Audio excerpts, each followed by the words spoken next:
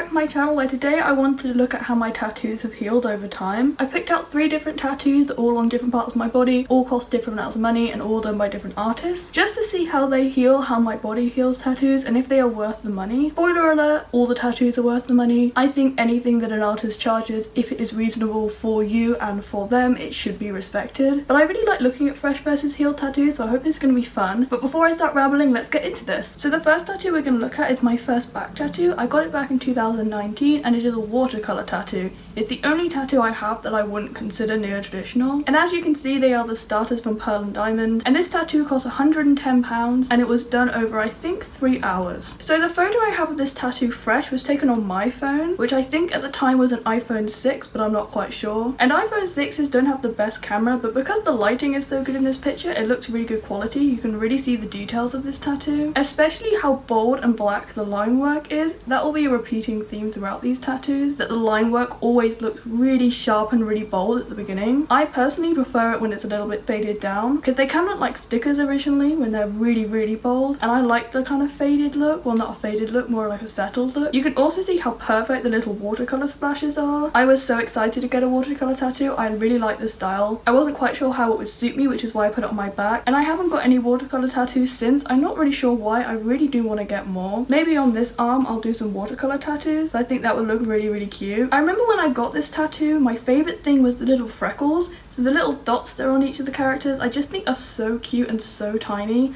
I also really like their little blushy cheeks. I just thought they looked really cute and adorable. That's why I went to this specific artist. I wanted very cutesy Pokemon, and I feel like she definitely nailed that. So we're now going to go on to the tattoo now. This is the tattoo now. It is now 4 years old. As you can see straight away, the line work is much lighter. It's not as bold, which is completely normal for a tattoo, but it's not like faded away. The characters are still very clear, very defined. You can really tell what they are still. And the watercolour splashes are still the exact same colour as they were before. The colour is really held up on my skin. My skin seems pretty good at holding colour. It's less good at holding whites and blacks, but colour it can really hold. So I'm not really surprised that the colour looks kind of the same. It's also not that old of a tattoo. I'm only 23, so I don't have really old tattoos to show you. But obviously tattoos will be on me for like 50, 60 years, depending on how long I live. So keep it in mind that these tattoos are still quite new tattoos. But going on to my favourite aspects of the fresh tattoo, the blush is still there, but it's much more subtle. I wish it had stuck around a little bit more. I really like the contrast of the really bright cheeks, but it's definitely not gone. It is still there. It's just very settled in. I think that's a good description for this tattoo, or all tattoos. They get very settled in over time and they kind of just get used to your skin. They meld into the background a little bit more. As for the freckles, the white is sadly pretty much gone. I don't really hold on to white that well. Some of my tattoos are a little bit yellow in the white areas. I can show a picture of that up here on the screen as well. Not on this particular tattoo, but on another one I have. White can tend to go a little bit yellow on me. I think it's just because of my skin tone. It kind of picks up on that and goes a little bit off color. Probably something that white does on most people. Like, it kind of takes on the color of your skin a little bit. But I do like that the colored freckles are still there, despite how small they are. So they are still freckly. They're just not quite as freckly as they were before. In conclusion, this tattoo is healed super well. I'm so happy with it. It is definitely worth the cost. It's actually one of my cheaper tattoos compared with how long it took to do. It was also one of my more painful tattoos. I really do not like getting my back tattooed, especially my spine. It is so unbelievably painful. I've had 2 back tattoos. I could never have my whole back done. My older sister recently got their whole entire back tattooed. I could never.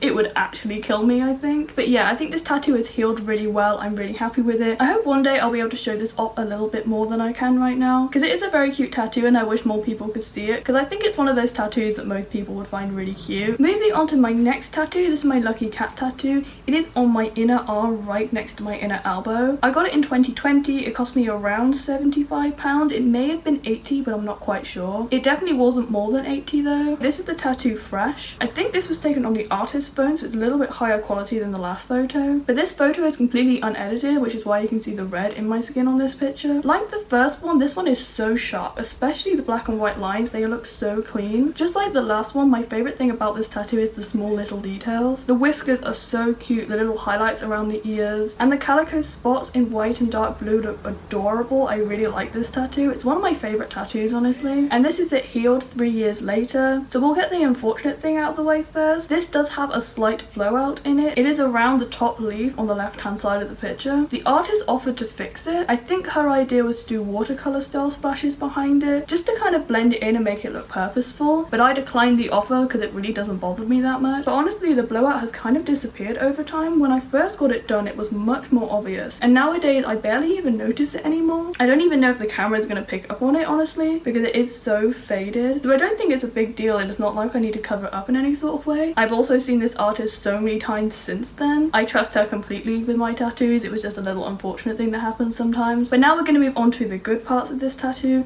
The details are still very much there. Even the white is still there, which makes me believe that my body can only hold white ink for about 3 years, which is a good thing to know about myself. If I ever want to get a completely white tattoo, I will know that it'll only be there for about 3 or 4 years before it starts fading. The black and the colour again has settled in a lot, and it looks so good with the rest of my tattoos around it now. And the blue of the cat and the yellow flower look more cohesive than I think it did when it was first done. Like, they kind of go together a little bit more. There's not so much juxtaposition between them. I honestly prefer this one healed to fresh, which is kind of rare. Usually I prefer fresh tattoos because they look so clean, but this one I think looks better healed, quite honestly. So in conclusion, this tattoo has healed super well. I honestly think I spent too little money on this one. I would have paid so much more for this, considering I have paid more for tattoos that are smaller than this. The one above it, my Fancy Mel Mr. Crow tattoo, cost me £100, so it was more expensive than that one, and I don't think that one has healed anywhere near as good. So I can definitely say it was well worth the price, and I would have happily spent so much more money on it. For the final tattoo we're going to look at today, I wanted to pick one of the ones I got in the Netherlands. I mainly wanted to include this one because obviously the cost of tattoos varies from city to city, but it varies much more between countries. And this is one of those tattoos where in Amsterdam it would be considered a cheap tattoo, but here it would be considered more on the upper side of tattoos. Mainly because the cost of living in Amsterdam is obviously a lot higher than it is here in Leicester or in Coventry where I got my back one done. So this one is a rosy maple moth. I got it as a flash piece. It's on the outer side of my ankle, and I paid €230 for it, which is around £200. It was also done by a junior tattoo artist who had only been independently tattooing for 3 months. So she was an apprentice for a year, and then she'd only been tattooing by herself for 3 months after that. And it was done in 2021. So this is it fresh. It's the only picture I have of it fresh. It is slightly edited by the artist, which is why it doesn't have that red behind the image. They would have just used a filter to get rid of that, I believe. But if I remember correctly, this was pretty much how the tattoo looked in real life. It just had quite a lot of red behind it where the skin had been irritated. Just as I said with the first two, everything is very bold and clean. It's slightly more scratchy in places because it was done by someone with slightly less experience. But there are also areas that are meant to be fluffy. So the little antennae, they are meant to be fluffy, so that's why they're a little bit rougher. And I really like how she used different colours for the line work. So the line work inside the wings is a darker pink rather than a black. I think it looks so cute. I have a few tattoos that have the outlines in a different colour, and I really want to get more because I really do think it looks adorable. And then this is the tattoo now, about 1.5 years later. For me personally, I think this tattoo looks a lot better healed than it did look fresh. Mainly because it's not meant to be a very bold and bright tattoo. It was meant to be a pastel tattoo, and pastel tattoos just look better when they're healed. When you're going in for a pastel tattoo and it looks really brightly coloured to begin with, if you hadn't had any tattoos before, you might think it would stay that bright, but they don't. They fade down like this and they look so much better. They settle into your skin a lot more. Like, the colours go perfectly with me. They're also my favourite colour combination, so I'm a little bit biased on that, but I do think it's an adorable tattoo. Just like with the fresh one though, it's slightly rougher than the other tattoos I talked about today, but I wouldn't really change that. I think it's really cool, and it's really awesome to be part of someone's tattoo journey, because I feel like the more people tattoo, the less important the tattoo is to them. But I know that the tattoos she did on me were really important to her, and she really enjoyed doing them, so that makes it really special. I had such a nice time in that tattoo studio. They had a cat. The cat was adorable. It wasn't their cat, but he kind of lived in the studio anyway. I don't know whose cat he was. I think he was the neighbour upstairs, but it was really cute just having him kind of wandering around. So in conclusion for this tattoo, despite it being one of the more expensive tattoos on my body, especially in comparison to the size of it, I would still say that it's definitely worth the cost, and I would gladly go back to this tattoo artist. I've been back to her 3 times actually. I have 3 tattoos from her, so obviously the price didn't put me off then, and it wouldn't put me off now. And I think it's a good show how different tattoo prices can be across the world. I don't know how they are in other places. If you're from somewhere else in the world and you've had a tattoo before, please tell me how much it costs, because I'd be really interested to know, because I know that tattoo prices just vary wildly. I think in the UK the most expensive place to get tattooed would be down in London because it's the capital city, and just like Amsterdam, which is the capital city city of the Netherlands. The cost of living is much higher than it is anywhere else in the country. I really do hope you enjoyed this video and it was kind of informative. If you want me to do more, I do have a lot more tattoos. I have about 30, so I could definitely show more of this stuff if you're interested in that. But for now, I'm going to say goodbye. If you did enjoy this video, please give it a like down below, comment what else you'd like me to do, and subscribe as I'm posting 3 times a week for the whole of summer, and I'd love to see you again.